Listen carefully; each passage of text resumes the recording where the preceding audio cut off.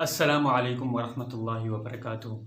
امت مسلمہ اس وقت زوال کا شکار ہے، اور اس زوال کی بڑی وجوہات میں سے ایک وجہ یہ ہے کہ امت مسلمہ کے پاس اس وقت عقائد اور اعمال کی صرف ظاہری شکلیں باقی رہ چکی ہیں۔ ان عقائد اور اعمال کی اصل روح کیا ہے، ان کے اصل تقاضے کیا ہے، امت مسلمہ نہ تو ان پر عمل کر رہی ہے اور نہ ہی ان سے واقف ہے۔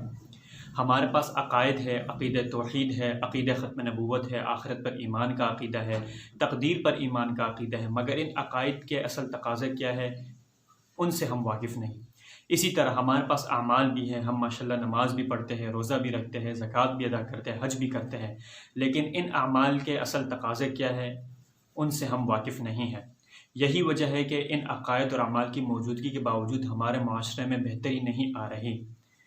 اسی لیے ہمارے لیے ضروری ہے کہ ہمیں اپنے ان عقائد اور اعمال کے اصل تقاضوں کا پتہ ہو اور ہم ان پر ان کے تقاضوں کے مطابق عمل بھی کریں، تاکہ ہمارے معاشرے میں وہ بہتری آ جائے جو ایک زمانے میں امت مسلمہ کے معاشرے کی خاصیت تھی۔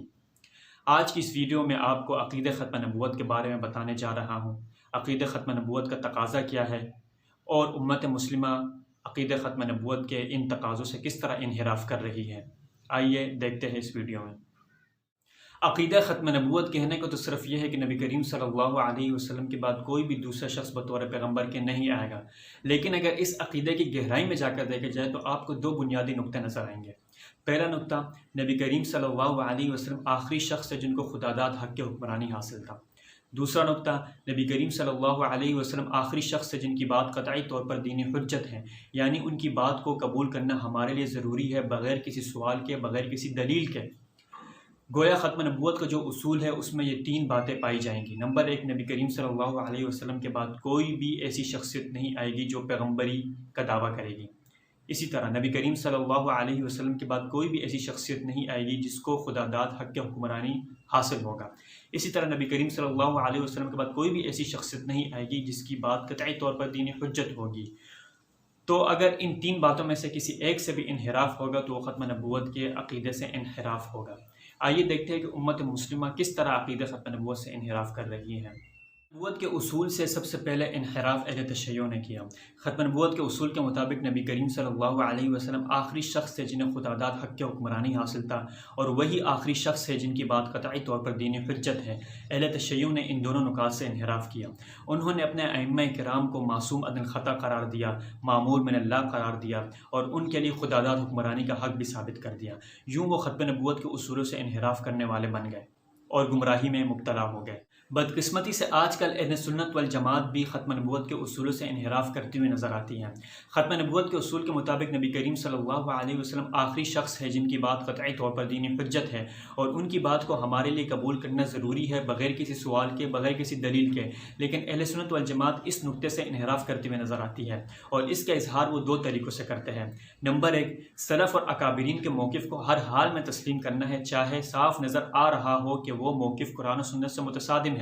اسی طرح اپنے دور میں اپنے فرقے کے علماء کرام کے ہر موقف کو تسلیم کرنا ہے، چاہے صاف نظر آ رہا ہو کہ یہ موقف قرآن و سنت کے خلاف ہے۔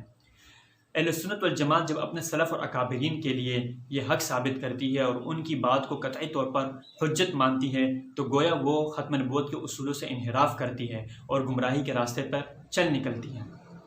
نبوت کو اصول در حقیقت اسلام میں ہر قسم کے کلیسا کی جڑیں کاٹتا ہے اور انسان کو جاہلیت کی غلامیوں میں سے ایک غلامی یعنی مذہبی و روحانی غلامی سے آزاد کرتا ہے۔ کلیسا کے مطابق انسان کو ہمیشہ ہر دور میں خدا تک پہنچنے کے لیے ایک مڈل مین یعنی وسیلے کی ضرورت ہوتی ہے، اور نبی کی غیر موجودگی میں اس مڈل مین کا کردار مذہبی پیشوا ادا کرتا ہے۔ چنانچہ عیسائی پادریوں نے اپنے عیسائیوں کو یہ بات باور کروا دی تھی کہ اگر انہیں خدا تک پہنچنا ہے تو وہ ان کے بغیر نہیں پہنچ سکتے۔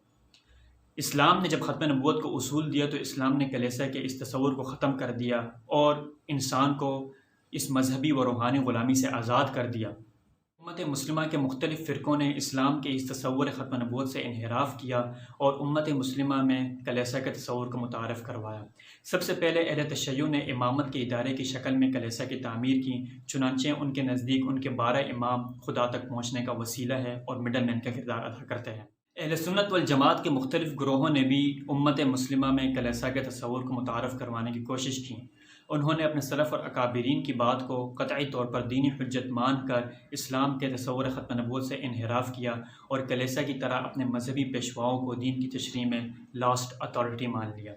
ختم نبوت کے تقاضوں پر عمل نہ کرنا ایسا ہی ہے جیسے ایک شخص موحد تو ہوتا ہے لیکن توحید کے تقاضوں پر عمل نہیں کرتا۔ توحید کا تقاضا یہ ہے کہ انسان اللہ کے سوا کسی کے سامنے نہ جھکے، اللہ کے سوا کسی سے مدد طلب نہ کرے اور اللہ کے سوا کسی سے نہ ڈرے۔ لیکن اگر ایک شخص موحد ہو کر یہ سب کام کرتا ہے تو اس کا مطلب یہ ہے کہ توحید کا فائدہ اس کو نہیں پہنچ رہا۔ اسی طرح ختم نبوت کے اصولوں پر اگر کوئی شخص عمل نہیں کرتا تو ختم نبوت کا ماننے والا تو وہ ہوگا لیکن ختم نبوت کا فائدہ اور مقصد حاصل نہیں ہوگا۔ اس پوری ویڈیو کا خلاصہ یہ ہے کہ نبی کریم صلی اللہ علیہ وسلم کے بعد کوئی بھی ایسی شخصیت نہیں آئے گی جسے خداداد حق کے حکمرانی حاصل ہوگا یا جس کی بات کو قطعی طور پر دینی حجت سمجھا جائے گا۔ کوئی بھی گروہ، کوئی بھی فرقہ، کوئی بھی شخص اگر کسی شخصیت کو کسی بھی حیثیت سے اتھارٹی مانتا ہے، اس کی بات کو بغیر کسی دلیل کے، بغیر کسی سوال کے مانتا ہے، تو وہ شخص، وہ گروہ، وہ فرقہ عقیدہ ختم نبوت سے انحراف کرنے والا سمجھا جائے گا اور عقیدہ ختم نبوت کا جو اصل فائدہ ہے وہ اسے نہیں پہنچے گا۔ اگر آپ کو یہ ویڈیو اچھی لگی ہے تو اس ویڈیو کو لائک کریں اور میرے اس چینل کو ضرور سبسکرائب کیجیے گا۔ ملتے ہیں اگلی ویڈیو میں۔